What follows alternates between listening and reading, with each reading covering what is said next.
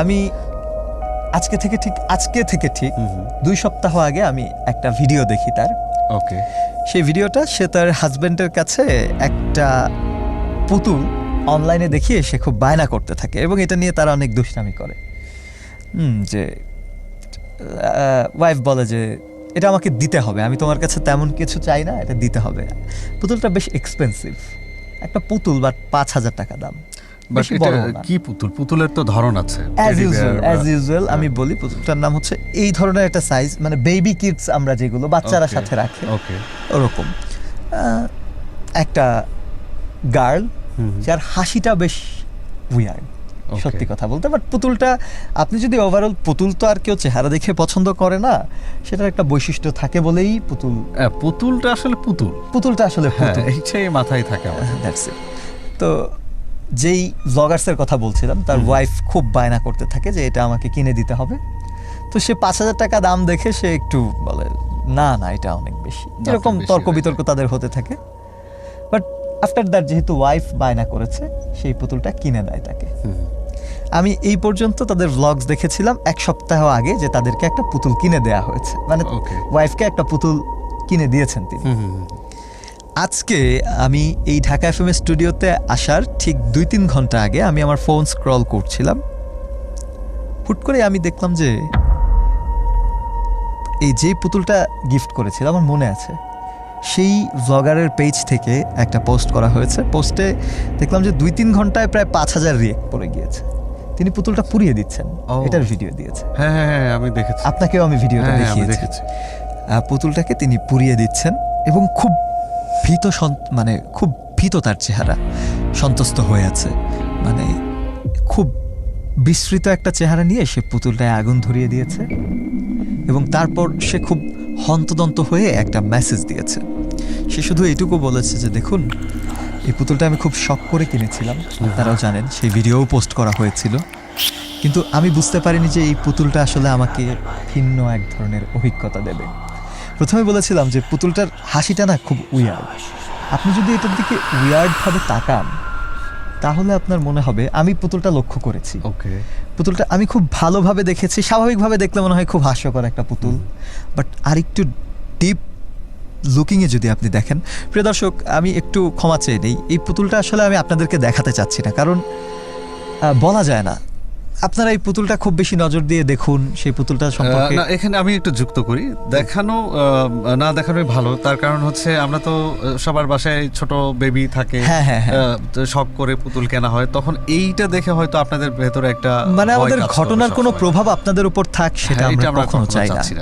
তো যাই হোক, তখন সেই ব্লগার, মানে তার ওয়াইফ আর কি, সে বলে যে এই পুতুলটা কেনার পর দিন থেকেই যেটা হলো, পুতুলটা আমি বালিশের কাছেই রাখতাম, স্বাভাবিকভাবে অনেকেই রাখে এটা। তো অনবরত আমার নাইটম্যারি হচ্ছে, আমি রাতে দুঃস্বপ্ন দেখছি এবং অদ্ভুত সব দুঃস্বপ্ন। 1বার দেখা 2বার দেখা সেটা ভিন্ন বিষয়, কিন্তু আমি যতবার ঘুমোচ্ছি ততবারই আমি এটা সাফার করছি। সো আমি এটা কতদিন আগের ঘটনা? এইটা 1 সপ্তাহ আগে তিনি পুতুলটা কিনেছেন এবং 1 সপ্তাহ ধরে আপনি যদি তার চেহারা দেখেন আপনি দেখতেই পারবেন যে তার আসলে সে যেই মুহূর্তে পুতুলটা পুড়িয়েছে, আপনি যদি সেই ভিডিওটা দেখতেন তাহলেই বুঝতে পারতেন যে এই মানুষটা আসলে 1 সপ্তাহ ঠিকঠাক ঘুমায়নি, চোখের নিচে কালি, খুব হন্তদন্ত একটা চেহারা, মানে এলোমেলো ছিল।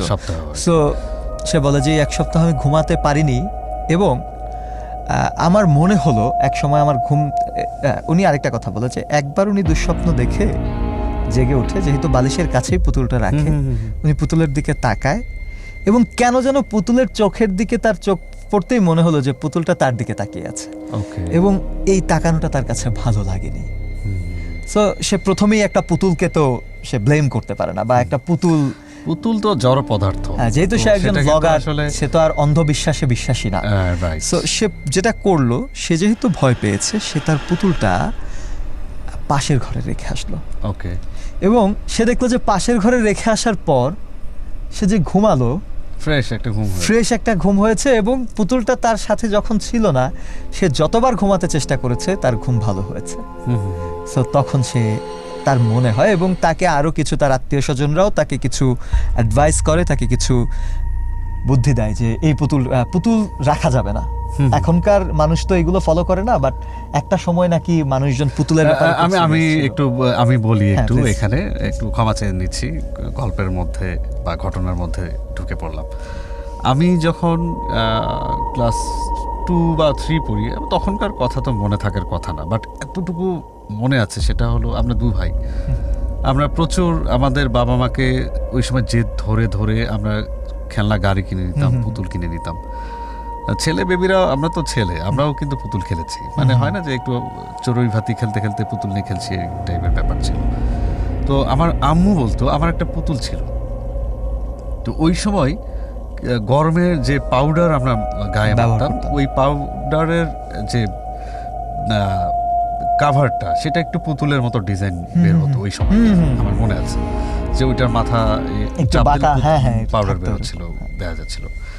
তো ওই পুতুলটার প্রতি আমি খুব আসক্ত কাজ করত। হ্যাঁ, ঘুমানোর সময় বালিশের ওখানে নিয়ে ঘুমাতাম, পড়ার টেবিলে নিয়ে পুতুলের সাথে কথা বলতাম, এমনি কথা বলতাম বা গল্প করতাম, ছোট একদম শৈশব। তো আম্মু একদিন রাগ করে আমাকে বলছিল যে পুতুল কখনো নিয়ে ঘুমাতে হয় না, বা পুতুল কখনো পড়ার টেবিলে পুতুলের দিকে তাকিয়ে পড়তে হয় না।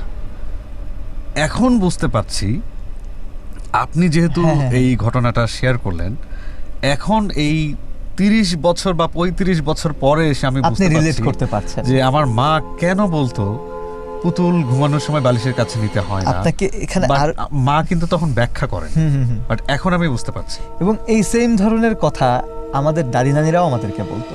তারা পুতুল কিনে দিত, কিন্তু বলতো যে এই পুতুল দিয়ে রাতে খেলা যাবে না, এরকম বলতো।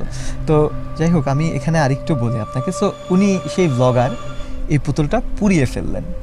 সেই ভিডিওটা আমি নোট করে রেখেছি কেন, এখন আমার একটু রিয়েল লাইফ এক্সপিরিয়েন্স আছে। আপনার যেমন 30 বছর আগের ঘটনা মনে পড়ে গেল, আমার ঠিক 2 বছর আগের একটা মেমোরি মনে পড়লো। একটু শুনি আমরা। আমার বড় বোন, মাই এল্ডার সিস্টার, আপনি তাকে চেনেন। হ্যাঁ, আপুকে খুব ভালোভাবে চিনি। তো আতিয়া শাহানা, তো তিনি মূলত আইটি সেক্টরের মানুষ, প্রযুক্তি নিয়েই তার জীবন।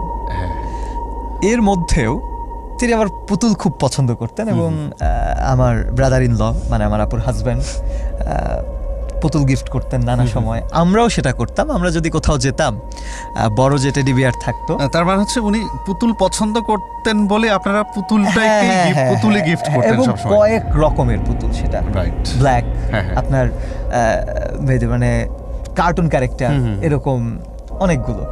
আমরা তার জন্য যেখানেই যেতাম আমরা চেষ্টা করতাম যে, আমার মনে আছে আমি একবার সিরাজগঞ্জ থেকে এক বড় পুতুল কিনে এনেছিলাম, প্রায় আমার মতো বড়, এত বড় এক সাইজের পুতুল আমি কিনে এনেছিলাম, যেহেতু সে পছন্দ করে। তো সেই পুতুলগুলো আবার তার ওয়ার্ড্রোপে সাজানো থাকতো, উপরে সিরিয়াল করে। তো আপুর যেটা হলো, যে পুতুলটা, ঘটনাটা ওরকম সময় যখন আমি একবার সিরাজগঞ্জে গিয়েছিলাম আর কি। তো আসার সময় কি আনা যায় ভাবতে ভাবতে, ঠিক আছে আপু যেহেতু পুতুল পছন্দ করে, আমি একটা পুতুল নিয়ে যাই। আমি পুতুলটা নিয়ে আসলাম। পুতুলটা আনার আবার একটা কারণ আছে। এই পুতুলটার চেহারাটা না কেমন যেন অদ্ভুত ছিল, একটু অ্যাশ কালার, একটা মেয়ের পুতুল, মানে একটু অ্যাশ কালার, একটু কালচে। আমার কাছে একটু উদ্ভট মনে হলো, এই কারণেই নিয়েছি, কারণ তার তো পুতুল আছে। এখন আসলে ইউনিক পুতুল ছাড়া আর কিছু দেয়া যায় না। মানে আপনি ইউনিক খুঁজতে গিয়ে আসলে অ্যাশ কালার পুতুল, অ্যাশ কালার, এবং পুতুলটা দেখতে একটু উইয়ার্ড। তো আমার মনে হলো যে এটা যেহেতু অন্যগুলোর চেয়ে একটু ভিন্ন, এটা নেওয়া যেতে পারে। তখন আমি এটা নিলাম। সো এটা আপুর রুমে যখন দেয়া হলো, তার 2 দিন পরের ঘটনা। প্রথম দিন আপু আবার যেটা হয়, আমার সাথে আপুর ডাইনিংয়ে আমি যখন খেতে আসি, আমাদের অনেক গল্প হয়, এটা স্টিল না এখনো। তো আপু বলছিল যে রাতে কিছু স্বপ্ন দেখেছে, মানে স্বপ্নের কথাও বলতো আমাকে, আমিও বলতাম। স্বপ্নগুলো এরকম যে সে স্বপ্ন দেখছে সে এই ঘরেই ঘুমাচ্ছে, কিন্তু ঘর থেকে তাকে কেউ তাড়া করে বের করে নিয়ে যাচ্ছে। বলেন কি? হ্যাঁ, এবং সে দৌড়াচ্ছে। এটা কি রাতের ঘটনা? রাতের ঘটনা। সে রাতেই স্বপ্নগুলো দেখে, এবং সে এত বেশি আপসেট হয় যে তার ঘুম ভাঙে অস্বাভাবিকভাবে। সে ঘুম ভেঙে তার শ্বাস নিতে কষ্ট হয়, আত্মস্থ হতে সময় লাগে। এইটা রেগুলার, মানে এটা হয়েছে কি, প্রথম দিন সে আমাকে এটা বলে, এরপর দিন সে আবার একই ধরনের স্বপ্নের কথা আমাকে বলে। মানে ইটস হ্যাপেন মানে ইটস রেগুলারলি, এটা রেগুলারলি ধারাবাহিকভাবেই আসলে প্রতিদিন রাতেই এমন কিছু না কিছু হচ্ছে। আপু হয়তো চিৎকার করে ঘুম থেকে উঠছে, আমার ব্রাদার ইন ল মানে আপুর হাজব্যান্ড, ভাইয়াও এটাতে খুব স্বাভাবিকভাবে উনিও আপসেট হচ্ছে যে কি হলো, উনিও ভয় পাচ্ছে। তো তাকে ডাক্তারও দেখানো হলো, ডক্টর বললো যে না, শি ইজ টোটালি ওকে, সব ব্যাপারেই মানে তার কোনো সমস্যাই নেই, এবং সেও সবকিছুতে ওকে, শুধু দুঃস্বপ্ন আসছে। তারপর যেটা হলো, আমরা এই ব্যাপারগুলো নিয়ে আমার বাবার সঙ্গে আমি কিছু কথা বললাম। আমার বাবার আবার একজন পরিচিত হুজুর আছেন, তিনি আবার খুব এক্সপার্ট, তিনি আবার অ্যাজ ইউজুয়াল হুজুরদের মতো না, তিনি খুবই বিজ্ঞান মনস্ক এবং তিনি খুব স্টাডি করেন, মানে তিনি কোনো তাবিজ এইগুলো তিনি প্রেফার করেন, মানে জ্ঞানী একজন মানুষ। হ্যাঁ, মানে রিসার্চার বলা যায়, যদিও উনি হুজুর তারপরে উনি বিশেষজ্ঞ। তো অদ্ভুতভাবেই উনি মনে হয় জানতে চেয়েছিলেন যে কি স্বপ্ন দেখছেন, বা হ্যাঁ স্বপ্নের কথা বলা হয়েছে তাকে। আচ্ছা, ঘরে তিনি জানতে চাইলেন যে ঘরে কি আছে, ঘরে কি পুতুল জাতীয় কিছু আছে। এটা ওনার ধারণা থেকে কিন্তু উনি পুতুলের কথাই he asked that, yeah right. So তখন মিলে যায়, এবং এখন পুতুল তো অনেকগুলো, তো আপুরও অবস্থা দিন দিন খারাপের দিকে যাচ্ছে। এই সেম কথা আমাকে আরো দু একজন বললো। আমি যখন আপুর ব্যাপারটা তাদের সাথে শেয়ার করছিলাম যে আপুর তো এরকম একটা সমস্যা হচ্ছে, আমরা এটা নিয়ে একটু সাফারার সবাই, এবং সবচেয়ে বড় কথা আমার বোন সাফারার, তার ঘুম হচ্ছে না। আগেই বললাম সে আইটি সেক্টরের একটা গুরুত্বপূর্ণ কোম্পানি, আমি তো জানি, আমি আপনার বাসায় অনেকবার গিয়েছেন। সো এই অবস্থায় তার ঘুমটা গুরুত্বপূর্ণ, তার স্বাভাবিক জীবনযাপনটা গুরুত্বপূর্ণ, তো সেটা ব্যাহত হচ্ছে। সো তখন এটা আমাদের কাছে একটা সিরিয়াস ইস্যু হয়ে দাঁড়ালো। তখন আপনারা ভাবতে শুরু করলাম, কয়েকজনের সাথে আলাপ করলাম। অদ্ভুতভাবে আমাকে আরো 2-3 জন এই ব্যাপারটা বললো যে আপুর রুমে তো আমরা গিয়েছি, মানে যারা গিয়েছে, যে আমরা তো দেখলাম যে প্রচুর পরিমাণ পুতুল, তোমাদের বাসায় তো অনেক ধরনের পুতুল, শুধু এটা না, মানে শোপিস, মানে ভিন্ন ভিন্ন ধরনের জিনিসপত্র। সো এইগুলো কোনো কারণ হতে পারে কিনা। আফটার দ্যাট যেটা হলো, সবাই যেহেতু বলছে, আমার মনে হলো যে পুতুলগুলো একটু সরিয়ে রাখা উচিত। কিন্তু ব্যক্তিগতভাবে বলি, আমার কেন যেন মনে হচ্ছিল যে আদৌ পুতুলের কারণে এটা হতে পারে, আমি কেন যেন একটু ব্যাপারটা নিয়ে কনসার্ন ছিলাম না। আমি কি করলাম, পুতুলগুলো সরিয়ে এনে আমার রুমে রেখেছিলাম, এবং এখানে একটু যুক্ত করতে পারবে, ঠিক সেই সময় রনি ভাই আমার বাসায় গিয়েছিল, এটা 2022 আমার মনে আছে, এবং রনি ভাই করোনার পর আপনার বাসায় গিয়েছিলাম, এবং আমি বলেছিলাম, আমাদের বন্ধু ফারুকও ছিল, আমরা বলছিলাম যে শাফি কি আবার বাচ্চাদের মতো পুতুল খেলে। রনি ভাই আমাকে বলছিল যে আপনার রুমে এত পুতুল কেন, আপনার রুমে এত পুতুল থাকবে কেন, আপনি তো বড় হয়ে গেছেন। সো তখন রনি ভাইকে আমি বিষয়টা ভেঙে বলিনি, কারণ আমরা অন্য একটা কাজে ছিলাম, সো ওইটার ফ্লো আমরা নষ্ট করিনি। আমি শুধু বলেছিলাম রনি ভাই বলবো অন্য কোনো দিন। পুতুলগুলো আমি আমার রুমে এনে রাখার পর আমার যেটা হলো, আই গট নাইটমেয়ারস এভরিডে। মানে সেম আমার দুঃস্বপ্ন আমি দেখতে শুরু করলাম। আমার মনে হচ্ছে যে আমার রুমে কেউ এসে মানে আমাকে কেউ চেপে ধরছে, আমাকে কেউ মানে ভয় দেখাচ্ছে, আমারও ঘুম ভেঙে যাচ্ছে, আপনাকে অ্যাটাক করছে। এবং রাতে ঘুম ভেঙে যখন আমি পুতুলের দিকে তাকাতাম, আমি তো জানি পুতুলগুলো আমি কেন এনে আমার রুমে রেখেছি, তো ঘুম ভাঙতেই অটোমেটিক আমার পুতুলের দিকে চোখ পড়তো, এবং আমার কাছে মনে হতো একটু অস্বাভাবিক, আমার একটু সময় লাগছে আত্মস্থ হতে। তার চেয়ে বড় কথা, আমার আপুর রুম থেকে পুতুলগুলো সরিয়ে নেওয়ার সবচেয়ে গুরুত্বপূর্ণ যে ঘটনাটা ছিল, যেই রাতের পর থেকে আমরা পুতুলগুলো সরিয়ে নিলাম, এক রাতে সে ঘুমালো, সে স্বপ্নে দেখছে তার গায়ে কেউ তাকে পুতুলের মতো, মানে বোঝা যাচ্ছে না আকৃতিটা, তাকে চেপে ধরেছে, সে কথা বলতে পারছে না। স্বাভাবিকভাবে এটা স্লিপিং প্যারালাইজ হতে পারে, যেটাকে আমরা বোবা ধরা বলি। হ্যাঁ, এইটা আমার এক্সপেরিয়েন্স আছে, বাট আমি আপনার ঘটনাটা শুনি আগে। এইটা স্লিপিং প্যারালাইজ না, কেন না সেটা বলছি। তো ঘুমের মধ্যে আপুকে চেপে ধরে, আপু সেটা স্বপ্নে দেখতে থাকে, কিন্তু যেটা হয় মাঝপথে এসে তার ঘুমটা ভাঙে। ঘুমটা ভাঙার পরেও সে ওঠার চেষ্টা করছে, সে উঠতে পারেনি। প্রায় ঘুম ভাঙার পর 5 মিনিট তাকে স্ট্রাগল করতে হয়েছে, তার উপরে কেউ বসে আছে তাকে সরানোর জন্য। এটা ঘুম ভাঙার পর। সেদিন আবার আমার যে ব্রাদার ইন ল, আমি যার কথা বলছি, আমার আপুর হাজবেন্ড, উনি আবার সে রাতে অফিসে থেকে গিয়েছিলেন, কারণ তিনি আবার অফিস লিড করেন, তো মাঝে মধ্যে তাকে প্ল্যানিং এর জন্য অফিসে থেকে যেতে হয়। সেই রাতে আপু আবার একা ছিলেন। আচ্ছা, এটা একটা ফ্যাক্ট। সো ঘুম ভাঙার পর প্রায় 5 মিনিট সেইটা স্টিল, সে কোনো নাড়াচাড়া করতে পারছিল না, তার পিঠে কেউ বসে আছে, এবং 5 মিনিটের মাথায় দোয়া দুরুদ পড়তে পড়তে সে ওই জায়গাটা থেকে রিলিফ পায়। এবং তার যে কি অবস্থা হয়েছিল ঘুম ভাঙার পর, আমার জানতে ইচ্ছে করছে যে সেম কি আপনারও? না আমার না ওইটা হয়নি, কিন্তু আমার যেটা হতো প্রত্যেক রাতেই আমি কিন্তু, আপনি জানেন যে আমার ঘুমের অবস্থা কতটা সিরিয়াস। হ্যাঁ, আপনি তো রাতে জেগে থাকেন, সকালে আমি ঘুমালে কখনো কিন্তু আমার মানে আমাকে ঘুমানোর সময় আমাকে কল করেও পাওয়া যায় না, সেটা আপনি জানেন। সেই জায়গা থেকে আমার বারবার ঘুম ভেঙে যাচ্ছিল, নানা ধরনের অদ্ভুত, কেমন যেন ঘুমালি ঘুমের একটা অস্বস্তি হচ্ছিল, মানে ঘুমটা হচ্ছে না বা ভেঙে যাচ্ছে বা এপাশ ওপাশ করছেন, বা কিছু একটা ঘটছে, ঠিক ধরতে পারছেন না, এরকম কিছু বিষয়। এরপর যেটা হলো, আমি আমার রুম চেঞ্জ করলাম, পুতুলগুলো এই রুমেই রাখলাম, বাট আমি আমার রুম চেঞ্জ করলাম। আমি পাশের রুমে ঘুমাতে শুরু করলাম, পাশের রুমটা ফ্রি ছিল। সো ওখানে ঘুমানোর পর যেটা হয়, আমার এই প্রবলেমগুলো আস্তে আস্তে আমি আর মানে ওই রুমে যখন থেকে আমি ঘুমানো শুরু করলাম, এই সমস্যাগুলো আমার আর হচ্ছিল না, আমার আবার স্বাভাবিক ঘুম হচ্ছিল।